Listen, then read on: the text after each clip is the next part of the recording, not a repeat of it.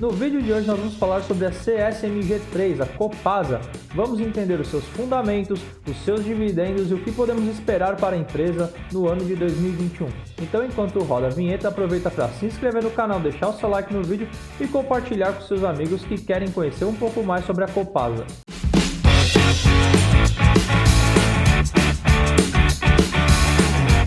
Fala pessoal, sejam todos muito bem-vindos a mais um vídeo do meu canal. Eu sou Daniel Fung e aqui nós falamos sobre economia, finanças e investimentos. Se esta é a sua primeira vez por aqui, então lhe convido a se inscrever no canal e também deixar o like no vídeo para que ele ganhe relevância. Compartilhe este vídeo com aquele seu amigo que quer começar a investir na Bolsa de Valores e não sabe por onde começar. E também comente aqui abaixo o que você acha da Copasa, o que você espera para a Copasa, o que você acha do setor de saneamento básico para os próximos anos, com o marco do saneamento básico e muito mais. No vídeo de hoje, como eu disse, nós faremos uma análise sobre a Copasa, a CSMG3, porque eu já fiz vídeos anteriores falando sobre o setor de saneamento e o setor de energia e o que nós podemos esperar para o ano de 2021. Eu vou deixar o link passando aqui em cima, porque o Banco Central prevê uma inflação nos preços administrados, que são os preços que governos controlam, que podem baixar ou diminuir conforme as suas vontades, e o Banco Central prevê uma inflação, um aumento desses preços para os serviços de eletricidade e de água e saneamento controlado pelo poder público para os anos de 2021 e 2022 e como essas empresas se beneficiam. Então eu expliquei nos vídeos anteriores sobre os setores de saneamento e o setor elétrico, por que o Banco Central chegou a esta conclusão. Então no vídeo de hoje nós vamos falar especificamente da Copasa, como ela vem se comportando nos últimos anos, vamos analisar os seus fundamentos, seus dividendos e o que nós podemos esperar para a empresa nos próximos anos. Então, se você tem interesse em saber um pouco mais, conhecer um pouco mais sobre a Copasa, fique aqui comigo até o final deste vídeo. Lembrando mais uma vez e pedindo para você se inscrever no canal, deixar o like no vídeo para ele ganhar relevância, comentar aqui abaixo o que você pensa sobre a Copasa e compartilhar este vídeo com o maior número de pessoas, principalmente com aquele seu amigo, amiga, parente, enfim, que quer começar a investir na Bolsa de Valores, que quer começar a investir numa empresa de saneamento ou que quer conhecer um pouco mais sobre a Copasa. Então vamos para a apresentação que eu preparei para o vídeo de hoje. E aqui estamos na apresentação que eu preparei para o vídeo de hoje. Lembrando que este vídeo não é nenhuma recomendação de compra ou venda de ativos, seu intuito é único, exclusivamente educacional, onde eu quero, junto com vocês, analisar e destrinchar um pouco mais a empresa Copasa, a CSMG3. Lembrando também que todo o conteúdo deste vídeo está disponível no meu blog, no link aqui na descrição, que é o blog danielfung.com, e lá vocês terão muito mais detalhes sobre os comentários que eu farei no vídeo de hoje. Então, começando a apresentação de hoje, como eu falei na introdução do vídeo, eu já venho falando há algumas semanas e alguns outros vídeos que estão no card aqui em cima aqui no vídeo, onde eu expliquei as projeções do Banco Central em relação aos preços administrados, que são aqueles preços que governos, seja federal, municipal, estadual, eles podem influenciar, eles podem controlar, principalmente para os serviços de saneamento e energia elétrica, serviços públicos fornecidos por empresas públicas. Então, o Banco Central divulgou num dos últimos boletins Focus uma perspectiva de inflação na casa de 3 a 4% para 2021 e mais 3 a 4% para o ano de 2022 sobre o preço desses serviços, ou seja, traduzindo por um português claro, provavelmente teremos aumento na tarifa de preços, na tarifa de serviços, melhor dizendo, dos serviços de saneamento e de energia elétrica. Nós, como consumidores, evidentemente seremos prejudicados por conta deste aumento, porque nós pagamos esses serviços, são serviços essenciais, porém, como investidores, nós podemos, entre aspas, recuperar parte destes gastos investindo nessas empresas. Então, eu fiz uma análise completa sobre o setor elétrico, também sobre o setor de saneamento, comparando as empresas, e hoje nós faremos uma análise específica sobre a Copasa, que é aí uma das principais empresas, né? Atualmente nós temos 3 grandes empresas listadas na Bolsa de Valores na área de saneamento, que são a Sabesp, a Copasa e a Sanepar. E quando nós fazemos um comparativo entre essas 3 empresas, a Copasa se sai ali como a segunda melhor, de acordo com diversos critérios, principalmente na ferramenta Status Invest. A Sanepar sendo a mais eficiente, a Copasa a segunda e a Sabesp a terceira. Então, hoje vamos analisar um pouco quem é a Copasa, os seus fundamentos, os seus dividendos e o que nós podemos esperar para os próximos anos em relação à Copasa. Então, primeiro vamos falar um pouco sobre o mercado de saneamento básico, porque a Copasa ela é uma empresa estadual do estado de Minas Gerais, ou seja, ela atua somente no estado, dentro dos limites do estado de Minas Gerais, e segundo os dados do Trata Brasil, né, que é uma fundação que tem o intuito de monitorar as questões de serviços de saneamento básico no Brasil, cerca de 53% dos brasileiros são atendidos por serviço de saneamento e coleta de esgoto, ou seja, nós temos aí cerca da metade da população brasileira, estamos falando de aproximadamente 100 milhões de pessoas que não possuem esgoto tratado em suas residências. E o estado de Minas Gerais, que está na região sudeste, possui 72% das residências cobertas, sendo que o estado, a região sudeste inteira, possui 79% de cobertura, ou seja, está mais ou menos aderente. Minas Gerais é um estado grande, com bastante municípios, ou seja, quase 30% da sua população ainda não tem coleta e tratamento de esgoto. Então, num primeiro momento, nós podemos partir do princípio que a Copasa tem um mercado de 30% da população mineira a ser atingida, ou seja, ainda tem um déficit de prestação de serviço nesse aspecto. Isso dados da Secretaria de Estado do Meio Ambiente do Governo de Minas Gerais. Atualmente, a Copasa atende 642 cidades e 310 cidades que a Copasa atende, elas são deficitárias, então eles operam no modo subsídio cruzado, ou seja, o lucro que algumas cidades onde a Copasa opera dão, eles usam para cobrir o prejuízo que outras cidades apresentam também e manter aí uma tarifa mais baixa e mais linear possível para os habitantes do estado de Minas Gerais. Evidentemente que o governo do estado controla muito esses preços e acredito que em determinadas épocas, determinados ciclos, esses preços precisam ser reajustados de acordo com as novas realidades de preço, de fornecedores, enfim, e é o que o Banco Central vem prevendo para as empresas estatais nos próximos anos. Falando especificamente da Copasa, ela foi fundada em 1963, ou seja, uma empresa com quase 60 anos desde a sua fundação. E em 2003 eles fizeram a abertura de capital e em 2006 o IPO para ser listada na Bolsa de Valores de São Paulo, a Bovespa. E de lá para cá a empresa passou por muitas mudanças, muitas evoluções, e o grande destaque é que atualmente ela pertence ao nível de governança do novo mercado, que é o melhor nível, o nível mais alto previsto pela Bovespa. Então ela possui sim práticas de governança bastante avançadas de acordo com as diretrizes da B3. Outro dado importante também sobre a Copasa é que no ano de 2020 as casas de análise Fitch e Moody's revisaram o grau de investimento da Copasa e ambas classificaram ela como AA, ou seja, que são recomendadas a investimentos, principalmente aos estrangeiros que desejam investir no Brasil. Então isso também traz uma credibilidade maior para a empresa.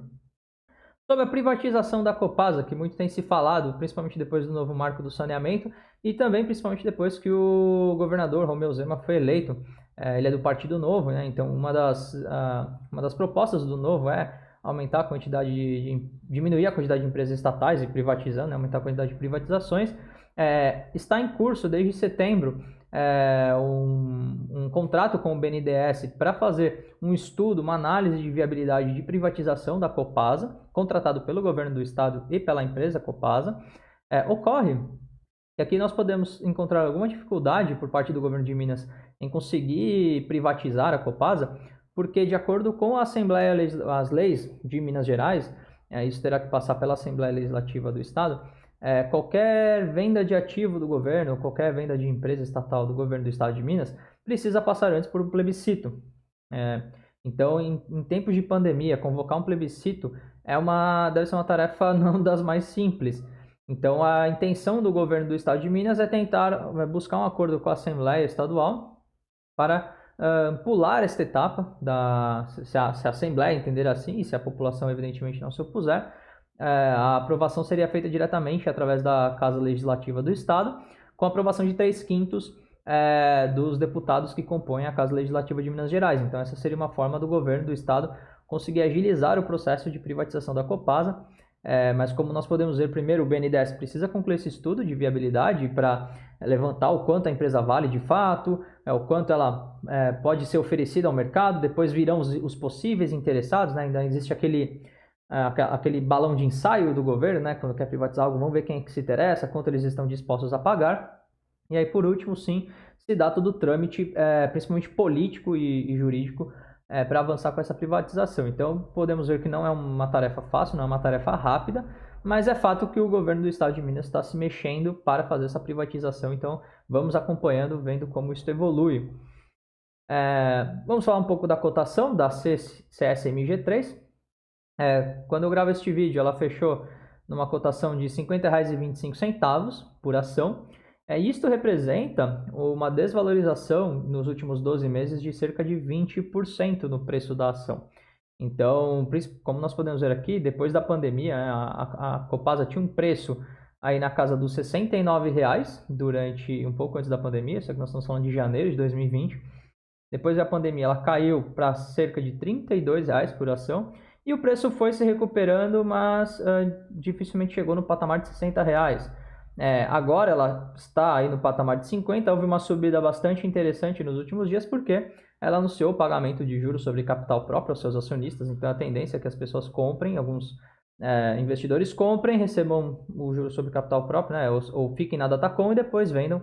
Eu acredito que é este o movimento que vai acontecer, e aí o papel das ações da empresa voltam aí para um patamar um pouco mais baixo, abaixo dos R$ 50,00. Mas isso é só uma opinião. E vale destacar também que pode ser que este preço da Copasa atual seja uma oportunidade interessante para quem deseja entrar no papel.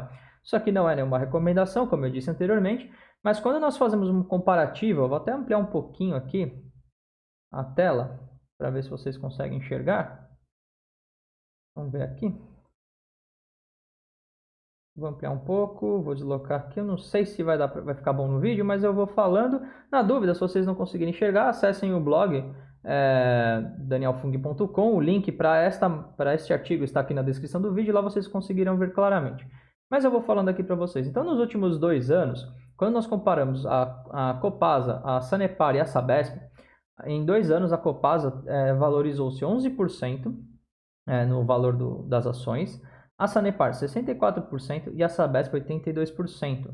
Sendo que, como vocês podem ver aqui no gráfico, essa diferença aumentou muito a partir de janeiro de 2020, principalmente em março. A Copasa chegou a ter uma valorização negativa, né? Chegou a ficar abaixo de 1% de valorização, abaixo de 0%, então ela foi muito penalizada no período da pandemia. Porém, quando nós analisamos os últimos 5 anos, considerando que a Sanepar abriu capital no meio do caminho, mas principalmente comparando a Copasa e a Bovespa, a Copasa em 5 anos valorizou 340% o valor da ação, mesmo acumulando essa queda do pós-pandemia, ou seja, ela já teve patamares mais altos de valorização, acima de 400% em 2019. A Sabesp valorizou 205% e a Sanepar 88%. Então, nos últimos 5 anos, quando nós comparamos Copasa e Sabesp, principalmente, a Copasa teve uma valorização 4 vezes maior, cerca de 4 vezes mais do que a Sabesp, por exemplo. Do que a Sanepar, e 2 vezes mais do que a Sabesp. Então, realmente é uma empresa que eu acredito, quando nós fazemos a comparação entre os seus pares, que ela está bastante subvalorizada nesse aspecto, principalmente quando nós analisarmos os fundamentos da empresa, que é o que nós vamos ver agora. Então, analisando os fundamentos da Copasa, eu vou destacar aqui os principais pontos em cada área de análise, de acordo com o site do Status Invest. Então, ele tem os indicadores de valuation, os indicadores de rendimento, de rentabilidade, de eficiência. Nós vamos ver os principais pontos em cada indicador. Primeiro, o indicador de valuation, eu destaco o PL e o PVP. O PL é o preço sobre o lucro, ou seja, é o tempo que esta empresa leva para devolver o lucro de acordo com o preço negociado, e ela está em 7,93 atualmente, sendo que o recomendável pelos analistas e até por quem estudou análise fundamentalista no livro O Investidor Inteligente, que você pode encontrar aqui na minha livraria no site danielfung.com/livros,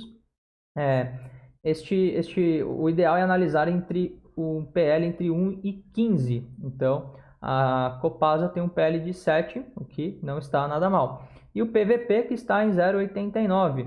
Ou seja, o PVP é o preço sobre o valor patrimonial. O valor patrimonial da Copasa atualmente é de R$ 56,38 e o preço negociado de acordo com o fechamento na data que eu gravo este vídeo é de R$ 50,25. Ou seja, o preço negociado no mercado é abaixo do que a empresa vale de acordo com todo o seu patrimônio. Normalmente esses indicadores eles tendem a refletir um deságio em relação ao preço patrimonial de um ativo, de uma ação.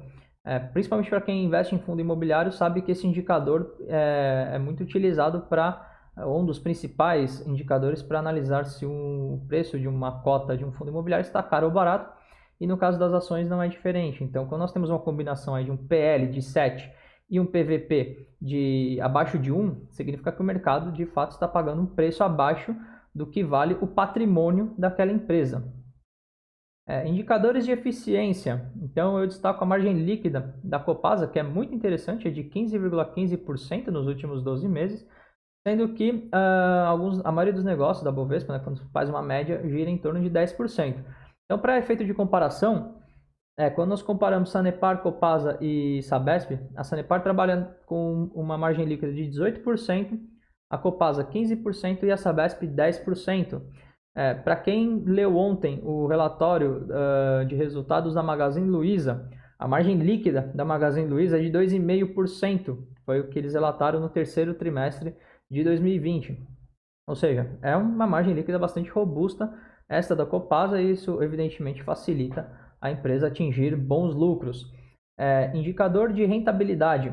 Eu também destaco o ROI, que é o Return on Equity, seria o retorno sobre o investimento acima de 10%. No caso da Copasa, o ROI é de 11,24%. Então, significa que, a grosso modo, que a cada R$100 investidos na Copasa, você tem um retorno de R$11,24, sendo que a maioria dos analistas sempre analisa empresas com ROI acima de 10%, preferem empresas com ROI acima de 10%, e ROI acima de 15% é considerado um ROI muito bom. Então, a Copasa está aí acima de 10% e, quem sabe, subindo aí até chegar na casa dos 15%, que seria muito positivo.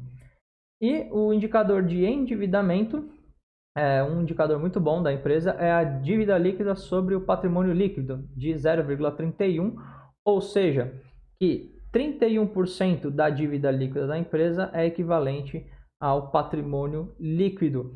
Então, quando nós fazemos a análise também, os analistas, né, sempre recomendam buscar empresas que têm uma dívida líquida sobre o patrimônio líquido abaixo de 50%. Então, esse indicador de endividamento da Copasa também é muito positivo. Significa que eles não estão comprometendo o patrimônio líquido com dívidas. Dividendos da Copasa. Então, um dado muito interessante é que nos últimos 5 anos a Copasa vem pagando dividendos anualmente e regularmente. Então, esse é um primeiro bom indicativo. E tem empresas que nos últimos 5 anos deixaram de pagar um ano, ou pagaram muito em outro, não pagaram nada em outro. Aqui existe um dividendo bastante linear. Fato é que em 2018 nós podemos ver a barra aqui bastante distante. Por quê? Porque a Copasa, na verdade, ela não paga dividendos, ela paga juros sobre capital próprio. E em 2018 houve sim um pagamento de um dividendo adicional de R$ 2,20, que supera a média anual aí na casa de 1,50, 1,70 mais ou menos. E aquilo ali elevou muito os proventos pagos no ano de 2018. Mas ano após ano aí a Copasa vem sim pagando dividendos, porque ela vem obtendo lucro. Empresa que não paga dividendos, os juros sobre capital próprio, normalmente elas não têm lucro, ou se paga proventos sem ter lucro, elas são completamente responsáveis porque elas pagam dinheiro que elas não têm.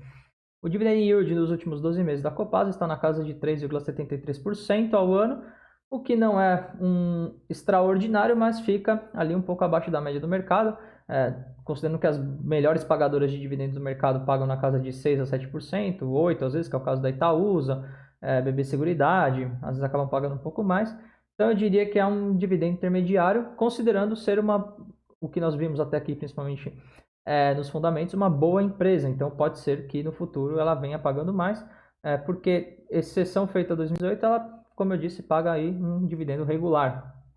E Consequência desses dividendos regulares é o desempenho da empresa, como nós podemos ver aqui, desde 2015, que foi o ano de uma crise aguda, o governo de Minas Gerais também estava passando por uma crise muito forte, mas ano após ano o lucro da empresa vem crescendo. Nós podemos ver a barra verde, que é a receita líquida da empresa crescendo, enquanto a receita, os custos, perdão, que é a barra azul, eles diminuem, ou aumentam, né, mas não no mesmo ritmo da receita líquida. Portanto, a empresa vem se tornando mais eficiente e vem gerando mais lucros. E por último, respondendo à pergunta deste vídeo, né, se vale a pena investir em Copasa CSMG3 ou não, bem, essa é uma resposta que você, investidor, precisa buscar, porque eu não posso fazer nenhum tipo de recomendação, mas eu levantei aqui, eu separei alguns pontos positivos e negativos sobre a Copasa. Então, os pontos positivos, as vantagens da Copasa, é o fato dela estar no setor de saneamento, que é um setor perene, é um setor essencial e que as pessoas não deixam de contratar esse tipo de serviço, então ela vai ter uma receita sempre. E ainda tem espaço, né? Como nós podemos ver, Minas Gerais tem um déficit de 30% de coleta de saneamento, então ainda tem espaço, ela pode conseguir aí mais receitas. Ela possui bons fundamentos, né? Uma empresa que nós vimos aí, os fundamentos dela são bastante interessantes. Apresenta crescimento e lucro constante e paga dividendos regularmente, como nós vimos nos últimos 5 anos. A empresa pagou dividendos todos os anos, ou juros sobre capital próprio, pagou proventos todos estes anos. Quais são as desvantagens sobre a Copasa? É uma estatal, então ela é controlada pelo Estado, então muitas vezes ela pode sim ser usada para efeitos políticos e não comerciais. Praticamente 50% da operação da Copasa, como nós vimos no início do vídeo, se você não assistiu, volta aqui no início do vídeo, 50% praticamente da operação da Copasa, ela é deficitária, ela gera prejuízo, então eles pegam parte do lucro que as operações positivas oferem e cobrem a receita negativa por conta, falei, dessa função social da empresa, por ser uma estatal e não ser uma empresa privada. Então ela precisa sim atender esses interesses do Estado, das pessoas, do pagador de imposto. E por último, a desvantagem da Copasa vai ser a dificuldade de privatizá-la.